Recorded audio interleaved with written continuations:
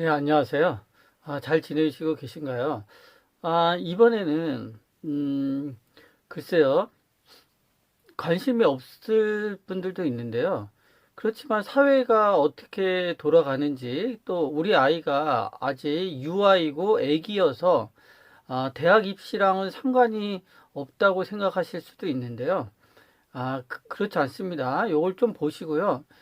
좀 생각을 하시고 또 사회가 좀 좋은 방향으로 흘러가는데 우리도 의견을 제시할 기회가 있다면 제시해야 되겠죠. 그래서 기본적인 그 입시에 대해서 좀 말씀을 드리고요. 이상하지 않나요? 그 대통령이 그 문재인 대통령이 그 공약으로 정시 수시를 없애고 정시를 도입하겠다. 그러니까 수능으로 입학 시험 대입을 보겠다 이렇게 했는데도 불구하고 그대로 여전히 수시가 더 많이 70%에 가깝게 이렇게 진행되고 있습니다. 현 상황이 대통령의 힘 말이나 힘도 대입 시를 좌지우지 못하고 있어요. 그 교육부의 대통령이 제가 알기로는 세네 번 정시 확대를 하고 수시를 축소시켜라 이런 식으로 이렇게 어, 오더 지시를 내렸는데도 불구하고요. 그때마다 교육부에서는 그 수시를 보전하되 뭐라 그럴까요? 안정장치를 만들겠다. 뭐 요런 소리만 해왔어요. 그러니까 대통령 말도 무시한 거죠. 우리나라는 어떻게 대통령의 힘이나 말보다 더 센 세력이 있습니다. 여러분들 잘 모르시겠지만요. 이거는 진실이에요. 음모론도 아니고요. 자, 유은혜 교육부 장관이 오늘 정시를 확대한다고 그랬죠. 그런데 그런 발표를 했는데요. 이것도 사실은 이게 뭐 법제화된 게 아닙니다. 정권이 바뀌면 그냥 돌아가는 거예요. 40%까지 뭐 확대한다 그랬는데 보면 16개 대학을 목표로 늘리겠다 이렇게 된 겁니다. 이것도 이제 법이 없기 때문에 교육청 교육부가 정시 확대할 권한이 없기 때문에 간접적인 방법으로 유도한다고 하는 거죠. 그러니까 이거 뭐 법제화가 아닙니다. 정권이 바뀌거나 장관이 바뀌면 그냥 다시 돌아갈 수 있는 거예요. 웃긴 게 그 교육부는 이제 입시에서 어 그러니까 정시를 몇 퍼센트, 수시를 몇 퍼센트 이렇게 비율을 조정한 비율이 법적으로 없다고 매번 그런 말로 변명을 합니다. 교육부에서는. 근데 그거 되게 웃긴 거죠. 그냥 바꾸기만 하면 돼요. 법을. 교육부의 권한에 입시 제도의 일부를 집어넣으면 됩니다. 옛날엔 있었어요. 근데 이제 다시 놔준 거죠. 그러면 정시를 반대하는 세력이 있습니다. 우리나라는 정시를 반대하는, 그러니까 수능에 의한 정시를 반대하는 거대 세력들이 존재해요. 4개 정도 존재합니다. 여러분 잘 모르겠지만요. 이들은 막강합니다. 첫 번째 세력은요.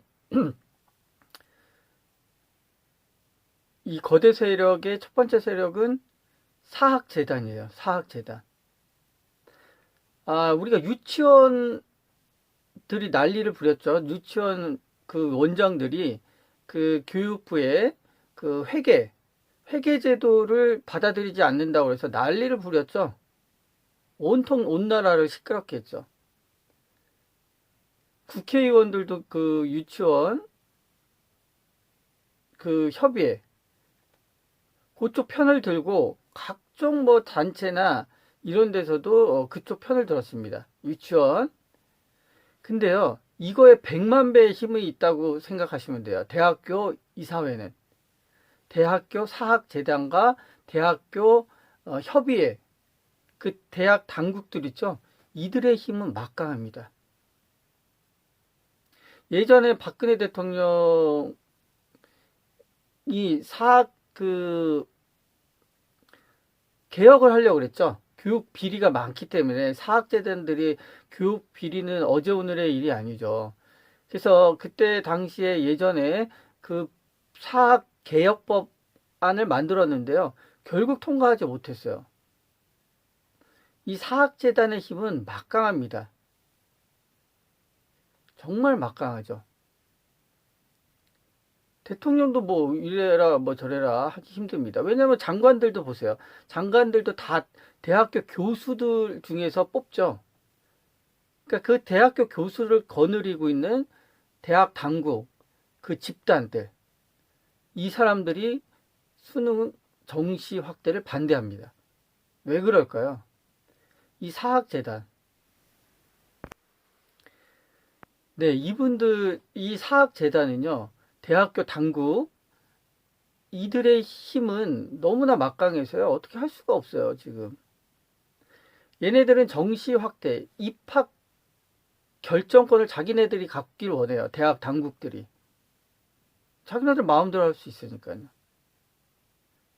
마음대로 할 수 있습니다. 옛날에 군사정부 시절에도, 그때도, 정권들하고, 이런 말 하기 뭐하지만 맞짱을 뜰 정도의 힘이 있었습니다. 왜냐하면 그들의 혈맥 있죠. 혼맥이나 혈맥은 각각 각 재벌들, 우리나라 대기업, 학계, 뭐 교육계, 문화계, 예술계 다 아우르고 있어요. 정점이죠. 사학재단들이, 대학 당국들이. 전화 한 통화 되면 어떻게 돌아가는지 대충 압니다. 이게. 뭐 국정원, 검찰, 뭐 다 걔네들도 대학을 나왔잖아요. 그 교수님들이나 그 학교에. 그러니까 혈맥이나 인맥 이런 게 막강합니다. 그들은 그 교육부나 정부의 사학재단은요, 벗어나고 싶어요. 간섭받는 걸 싫어하는 거죠. 근본적으로 간섭받기 싫어합니다. 근데 국민 세금, 엄청난 국민 세금을 받으니까 대학들은 교육부의 어느 정도의 감독을 어쩔 수 없이 받는 거지만 이 사람들은 어떻게든 벗어나려고 합니다.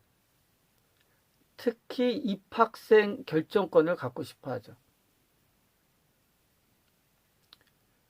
왜 그러냐면 뭐 아무렇게나 다 뭐든지 다 할 수 있으니까요. 이들은 반대합니다. 정부가, 교육부가 또는 국민이 대학 당국에 이래라 저래라 하는 것 자체를 싫어해요. 엄청난 세금을 받고 있음에도 불구하고 자기네들 독자적으로 하고 싶어 합니다. 그 밑에 그 교수들도 그런 교육 그 자기네 재단 이사나 이런 데에 눈치를 보면서 말을 못하죠. 수시나 학종의 폐해에 대해서 말을 못하고요. 반대로 학종이 좋다 이런 말은 TV 나와서 막 합니다. 교육의 다양성, 학종으로 붙은 애들이 학교 왔더니 더 공부를 잘하더라 막 이런 말을 해요. 대학 교수들이 TV 나와서 수시를 옹호하면서. 근데 공부를 다 잘하더라 이런 거에 증거는 없습니다. 통계도 없어요. 자기네들이 보니까 그렇다 뭐 이런 식으로 얘기를 해요. 그러면 제가 이제 제자들을 보면 서울대학교 정시로 들어간 애들이 넘사벽이라고 해요. 수시로 들어가는 애들은 서울대에 정시로 들어오는 애들 보고 걔네들은 뛰어넘을 수 없는 애들이라고 그럽니다. 반대죠. 능력이 훨씬 좋다는 거죠. 정시로 들어온 애들이. 그래서 그 사학재단, 대학 당국, 대학교들 이 사람들이 정시를 반대합니다.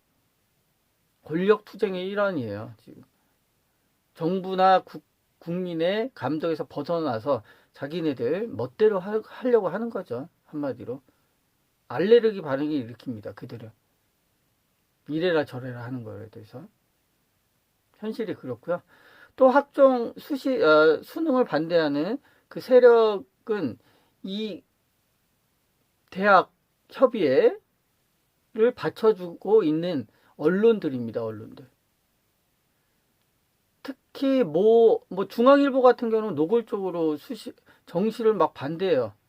보면은 논리가 다양한 인재를 뽑는데 부정확하다 막 이런 식으로 막 논리를 핍니다. 언론들이 사학재단의 꿍꿍짝이 되는 거죠. 꿍꿍짝이. 그래서 공정한 거고 뭐고 간에 사학재단의 편을 들고 있습니다. 언론이 그렇고요. 자, 세 번째로 이제 이거는 뭐 의외일 수도 있는데요. 수능을 반대하는 거대 세력 세 번째는 전교조입니다. 전교조. 전교조 알죠? 이 전교조는 수능을 반대해요. 학종을 지지합니다. 그러니까 학교 선생님들이 학종 이거를 서술권을 갖고 있죠. 그 명목상은 애들이 이제 공부를 너무 하고 서열화되고 그 공부에 벗어나게끔 하기 위해서 수능을 반대한다. 학종을 지지한다. 이럽니다. 전교조에서. 전교조의 힘도 막강합니다. 전교조에서 왜 그런 표면적인 이유는 그런데요.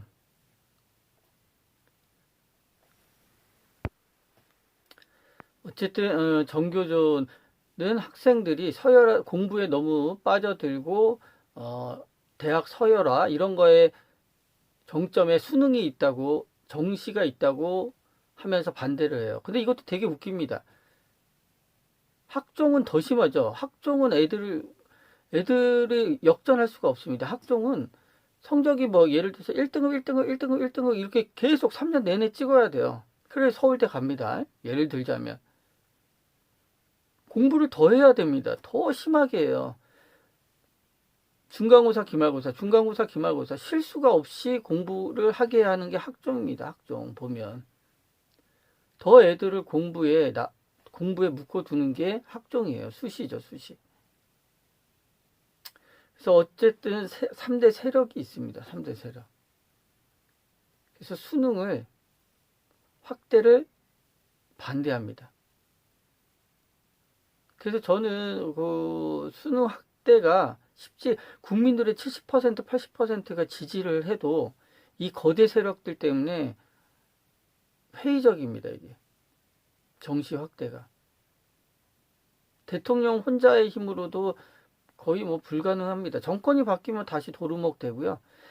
그 다음에 정시 비율이라는 게 그 법률로 교육부에 있던 거를 입학 선발 제도를 교육 당국에 돌려줬어요. 로비에 의한 거죠. 그걸 다시 가져오면 되거든요. 법만 바꾸면 돼요. 근데 교육부에서 뭐라 그러냐면 자기들은 권한이 없기 때문에 정시를 비율을 막 70% 이렇게 확대할 권한이 없다 이럽니다. 법이 없기 때문에. 그냥 바꾸기만 하면 되는데요. 변명을 하는 거죠. 대학교와 교육부 사이에 그 연결고리를 하는 부서가 있습니다. 그 부서들과 뭐 짝짝꿍이죠. 그래서 이러신 분들도 있으세요. 우리나라 애들이 공부를 너무 많이 하니까 아예 그 미국이나 뭐 캐나다, 미국도 입시 제도가 있죠. 대학 공부를 그냥 안 하고 낮추면 어떠냐 그러시는 분들도 있어요. 캐나다나 이런 나라처럼 공부에서 해방되게. 근데 그게 이제 좀 우리나라랑 맞지가 않습니다. 이게 현실적으로 미국이나 캐나다처럼 자원이 없죠. 우리나라는 자원이 없습니다. 천연 자원이 없고요. 너무 빈약하죠. 그리고 뭐 프랑스나 영국처럼 기득권이 없어요. 세계적으로 금융 기득권이라든지 제도적 기득권이라든지 힘이 없습니다. 그래서 이 3대 거대 세력의 존재를 우리가 좀 알고 있고 평상시에 또 뭐 투표라든지 이런 의견을 낼 때 좀 현명하게 생각해서 사회가 좀 좋게 변하게 좀 바뀌었으면 좋겠습니다. 국민들이 좀 알아야 되겠죠. 그래서 좀 안타까운 면은 있어요.